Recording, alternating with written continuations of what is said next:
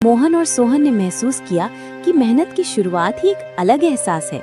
माँ ने उन्हें समझाया कि खजाना तुरंत नहीं मिलेगा, लेकिन फसल में मेहनत का असली फल छिपा है। बेटा, अब तुम्हें खेत की असली परीक्षा शुरू करनी होगी। ये बीज तुम्हारी मेहनत का पहला साथी है। माँ, क्या हम इन्हें सही तरीके से बोते हैं तो सच में खजाना मिलेगा?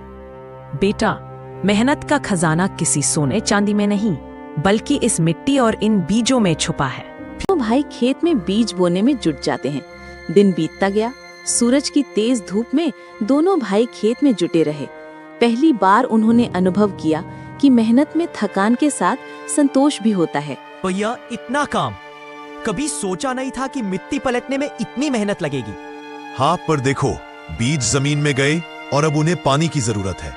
शायद यही तो असली मेहनत है। सफलता की शुरुआत मेहनत से होती है। अचानक बादल घिर आते हैं। हल्की बारिश शुरू होती है। बारिश की बूंदें कागज के कटोरे पर पानी की आवाज। जैसे जैसे दोनों बेटे बीज बोते रहे, प्रकृति ने उन्हें अपनी परीक्षा दी। बारिश आई और खेत का पानी जमा होने लगा।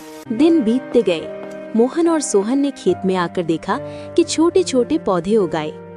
बच्चों को अब वास्तविकता का एहसास हुआ। जो मेहनत की वही फल देखा। भैया देखो, हमारे हाथों की मेहनत अब जमीन में जीवन ले रही है। हाँ सोहन, ये देखकर लगता है कि माँ ने सच में हमें रास्ता दिखाया। महीनों की मेहनत और धैर्य के बाद खेत में फसल उगाई। बीज जो कभी छोटे और कमजोर थे, अब सुनहरे और मजबूत पौधे बन गए थे।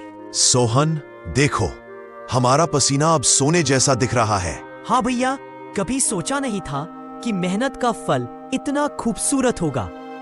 गांव वाले चौपाल में मोहन और सोहन के खेत की ओर गौर से देख रहे हैं।